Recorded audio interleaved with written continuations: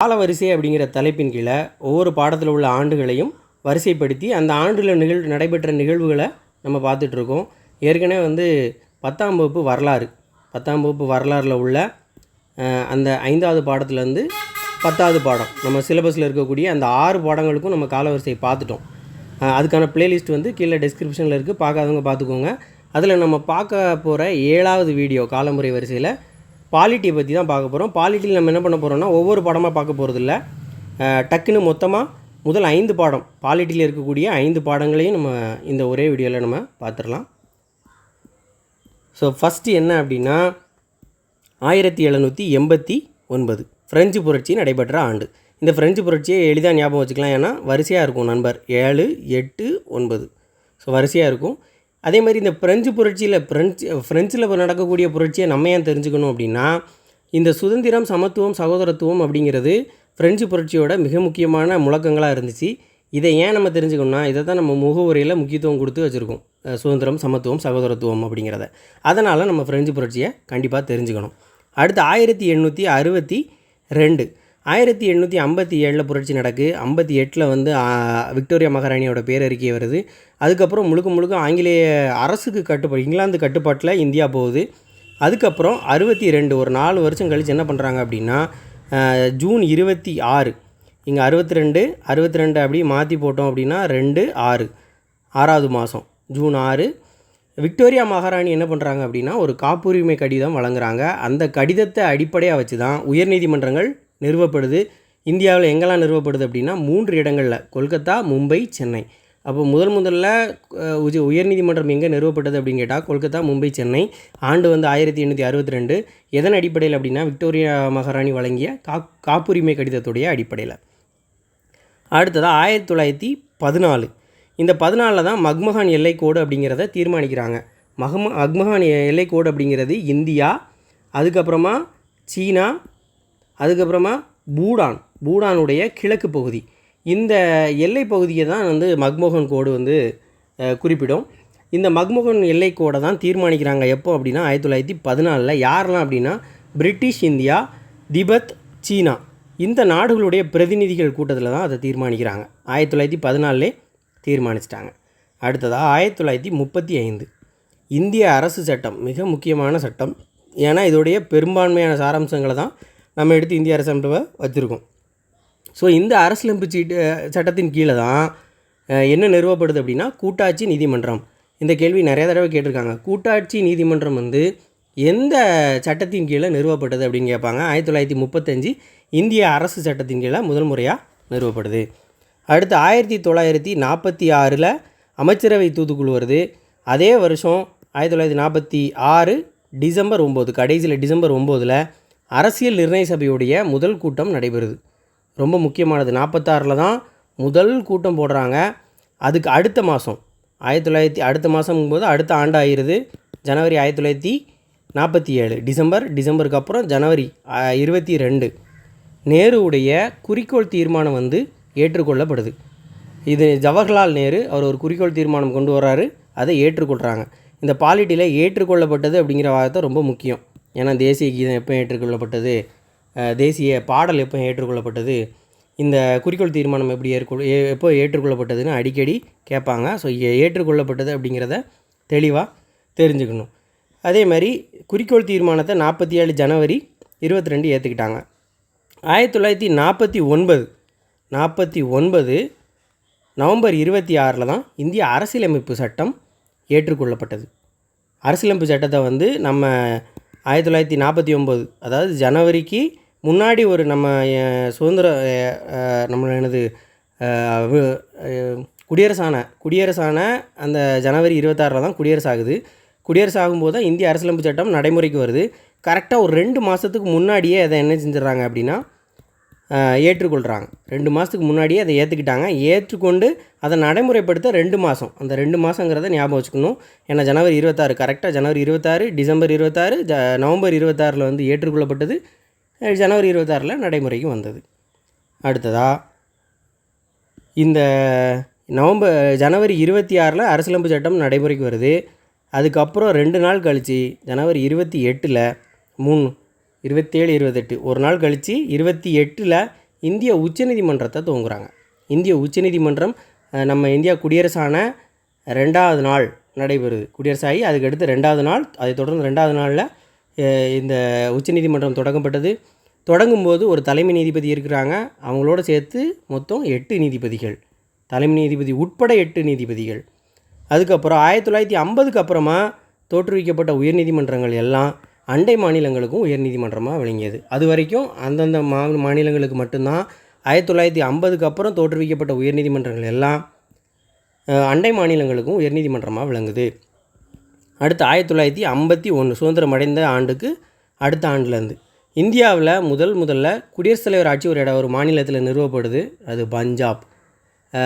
Article 352, 356, 360 இது வந்து தேசிய நெருக்கடி, இது மாநில நெருக்கடி தான். 356, 360 நிதி நெருக்கடி, இது இன்னும் அமல்படுத்தவே இல்லை. இந்த 356 பயன்படுத்தி ஒரு மாநிலத்தில் குடியரசுத் தலைவர் ஆட்சி கொண்டு வராங்க. அது எந்த மாநிலம் அப்படின்னா பஞ்சாப். 1953 அணிசேரா இயக்கம் அப்படிங்கிற ஒரு சொல் வந்து உருவாகுது. அந்த உருவாக காரணம் யாருன்னா, ஐநா சபையில் உரையாற்றிய வி கிருஷ்ணமேனன் அப்படிங்கிறவர் தான் அணிசேரா இயக்கம். அது வரைக்கும் 2 அணிகளாகவே போர்கள், உலகப்போர் நடக்கும்போது 2 அணிகளாகவே நடந்துகிட்டு இருக்கும். அது வேண்டாம், அந்த மாதிரி எந்த அணிலையும் நாங்கள் சேரலை, 2 அணியாக இருக்கும். ஒன்று அமெரிக்காவும் ரஷ்யாவும் எதிர்த்து அணியில் நிற்பாங்க. அப்போ ஒவ்வொருத்தரும் இந்த அணியில் சேரணும் இல்லை இந்த அணியில் சேரணும் அப்படிங்கும்போது நேரு வந்து ஒரு குறிக்கோளை கொண்டு வர்றாரு. அந்த குறிக்கோளுங்கிறது தான் இந்த அணிசேரா இயக்கம். அந்த வார்த்தையை உருவாக்குனவர் வந்து வி கிருஷ்ணமேனன். 1954 ஏப்ரல் 28 பஞ்சசீல கொள்கைகள் வந்து கையெழுத்தாகுது.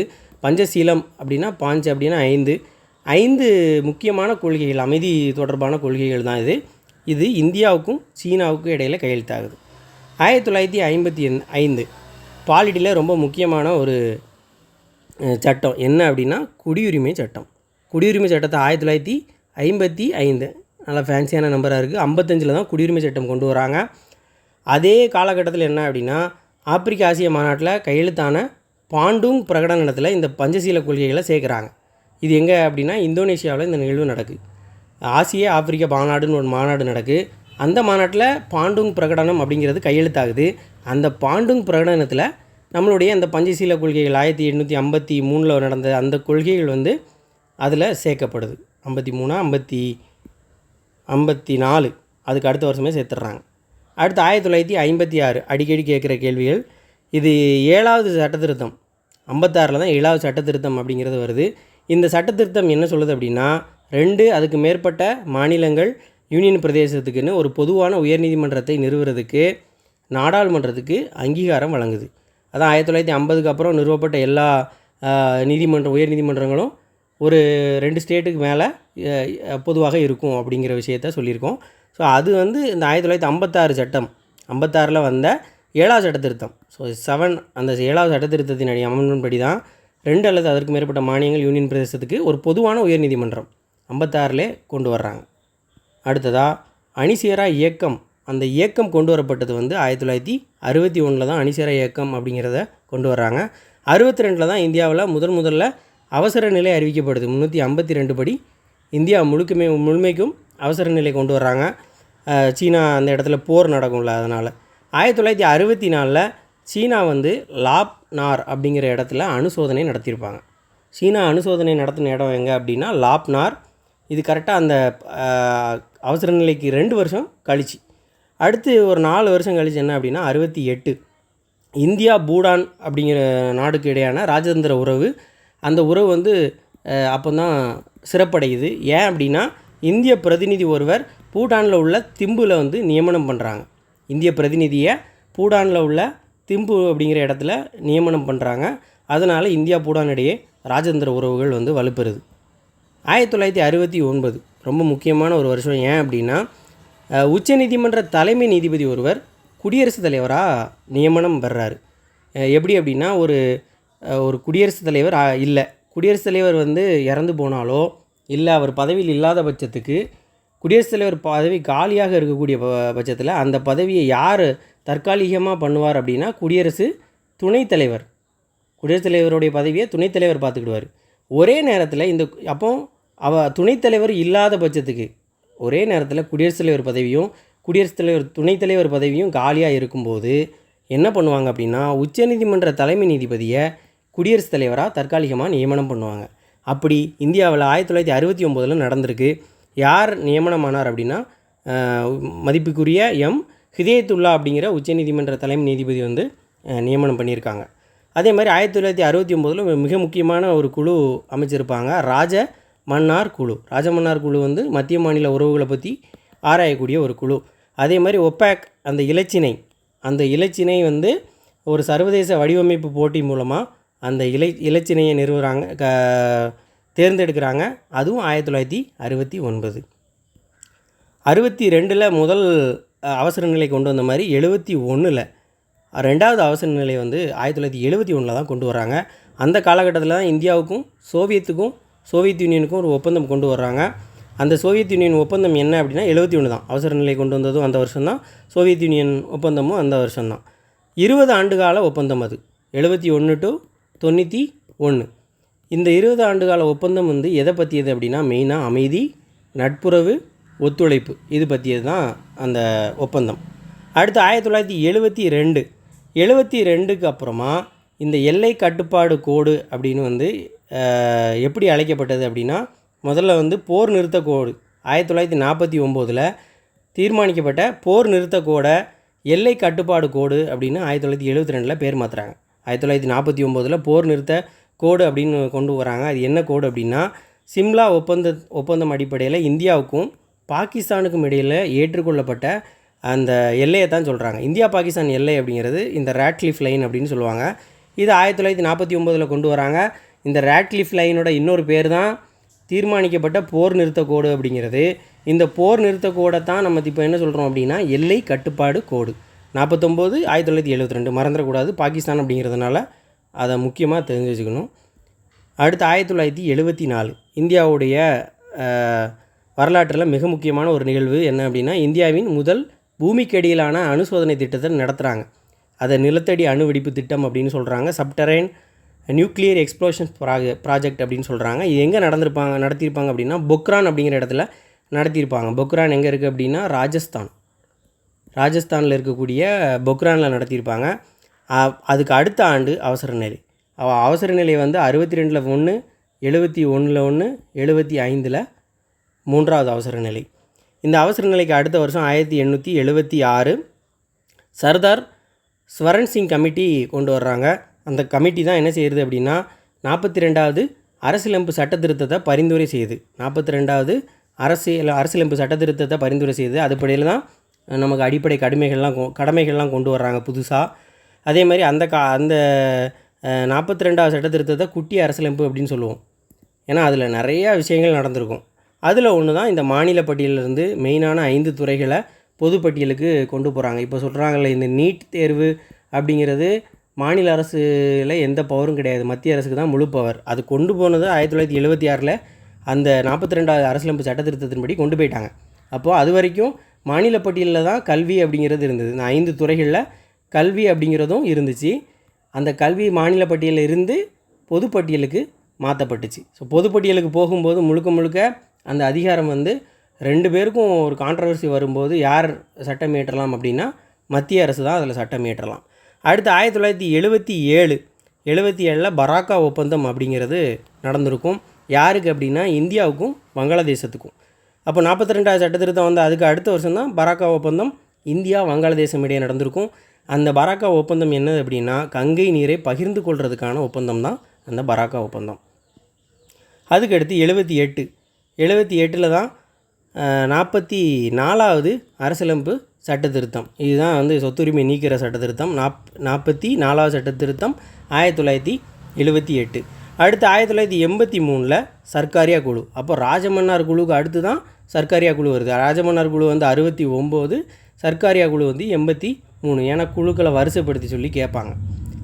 அடுத்து 1986 நவம்பர் 1 என்ன பண்ணுறாங்க அப்படின்னா தமிழ்நாட்டில் சட்ட மேலவை வந்து நீக்கிறாங்க. தமிழ்நாட்டில் சட்ட மேலவை நீக்கப்பட்டது 1986.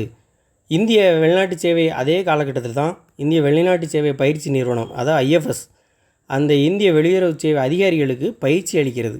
எப்போ இருந்து ஐஎஃப்எஸ் அப்படிங்கிறது அப்படின்னா 1986 ஐஎஃப்எஸ் அப்படிங்கிற அமைப்பு, ஐஎஃப்எஸ்க்கான அந்த அதிகாரிகளுக்கான அமைப்பு வந்து அந்த ஐஎஃப்எஸ் ட்ரைனிங் கொடுக்குறாங்க. எங்கே அப்படின்னா புதுடெல்லியில். அடுத்து 1989 வரைக்கும் பர்மா அப்படின்னு தான் மியான்மரை சொல்லியிருக்காங்க. 89க்கு அப்புறம் மியான்மர் அப்படிங்கிறது தான் அதோடைய பேராக இருக்குது. பர்மா அது வரைக்கும் பர்மா நம்ம சொல்கிறது எல்லாமே நம்மளுடைய அந்த இந்தியாவுடைய கிழக்கு பகுதியில் இருக்கக்கூடிய ஒரு அண்டை நாடு தான் இந்த மியான்மர். அது வரைக்கும் நம்ம பர்மா அப்படின்னு சொல்லியிருப்போம் 89 வரைக்கும். அடுத்து 1992 சீனா கூட இருக்கக்கூடிய நட்புறவு, அதுக்கு மிக முக்கியமான கொள்கை தான் இந்த கிழக்கு நோக்கிய கொள்கை. இந்த கிழக்கு நோக்கிய கொள்கைன்னு கொடுத்து இது யாருடைய தொடர்புடையது அப்படின்னு கேட்பாங்க. இந்தியாவுக்கும் சீனாவுக்கும் உள்ள நட்புறவு தான் இந்த கிழக்கு நோக்கிய கொள்கை அப்படிங்கிறது குறிப்பிடுது. 1998, 1974, 98 இந்த ரெண்டும் ரொம்ப முக்கியமான ஆண்டுகள். ஏன் அப்படின்னா இது வந்து முதல் அணுகுண்டு சோதனை நடத்தியிருப்பாங்க. அதே ராஜஸ்தான், அதே பொக்ரானில் 2வது அணு சோதனையை நடத்தியிருப்பாங்க 98. அடுத்து 2000 ஒரு ஆணையம் அமைக்கிறாங்க. என்ன ஆணையம் அப்படின்னா தேசிய சீராய்வு ஆணையம். எதை பற்றி சீராயணும் அப்படின்னா அரசியலமைப்பு சட்ட செயல்பாடுகள்லாம் எப்படி இருக்குன்னு ஒரு ஆராய்ச்சி பண்ணுறதுக்காக அதை ரிவ்யூ பண்ணுறதுக்கான ஒரு அமைப்பு தான் இந்த தேசிய சீராய்வு ஆணையம். அதுக்கு தலைவராக இருந்தவர் யார் அப்படின்னா எம்என் வெங்கடாச்சலையா அப்படிங்கிறவர் தான். அடுத்ததாக 86வது சட்ட திருத்தம், 2002 86வது சட்ட திருத்தம். இந்த சட்ட திருத்தத்தின் அடிப்படையில் தான் கல்வி வந்து அடிப்படை உரிமை அப்படிங்கிறதெல்லாம் கொண்டு வராங்க. அதை 11வது கடமையாக சேர்க்குறாங்க. இதெல்லாம் வந்து இந்த 86வது சட்ட திருத்தத்தின் அடிப்படையில் தான். அடுத்ததாக செம்மொழி அப்படின்னு அறிவிக்கிறாங்க. நம்ம மொழிகள் அப்படிங்கிறது வந்து நம்மளுடைய 8வது அட்டவணையில் இருக்கும். அந்த மொழிகள் அப்படிங்கிறத 2004வது ஆண்டுகள்லேருந்து செம்மொழி அப்படின்னு அறிவிக்கிறாங்க. மொழி 4 வார்த்தை. அப்போது 2004லேருந்து ஒவ்வொரு மொழியாக வந்து செம்மொழின்னு அறிவிக்கிறாங்க. இது வரைக்கும் வந்து 6 மொழிகளை அறிவிச்சிருக்காங்க. முதல் அறிவிக்கப்பட்ட மொழி தமிழ் தான் செம்மொழியாக. தமிழ் தான் முதல் தமிழில் செம்மொழி. அடுத்து 2005 சமஸ்கிருதத்தை தமிழை கொடுத்தோடனே நைஸாக அவங்களுக்கும் கொடுத்துட்டாங்க. அடுத்து 2008 தெலுங்குக்கு கொடுக்குறாங்க, கன்னடத்துக்கு கொடுக்குறாங்க. ஒரு 3 வருஷம் கேப் அப்படின்னோடனே 2 இதுக்கு சேர்த்து கொடுத்துருவோமேன்னு கொடுக்குறாங்க. அடுத்து மறுபடியும் 2013 மலையாளத்துக்கு கொடுக்குறாங்க. 2014 ஒடியாவுக்கு கொடுக்குறாங்க. அப்போ 6 மொழிகளுக்கு வந்து செம்மொழி அந்தஸ்து கிடைக்கிது. இந்த 2007 என்ன நடக்குது அப்படின்னா ஏப்ரலில் நீதிபதி எம்எம் பூஞ்சி ஆணையம் அப்படிங்கிறத நிரூபிக்கிறாங்க. அதெல்லாம் அவர் தான் தலைவராக இருக்கார். நீதிபதி எம்எம் பூஞ்சி அப்படிங்கிறவர் தான் தலைவராக இருக்கார். அவர் பேரில் ஒரு ஆணையம் அமைக்கிறாங்க 2007. இது அரசியலமைப்பு தொடர்பான ஒரு ஆணையம் தான். அடுத்து 2011.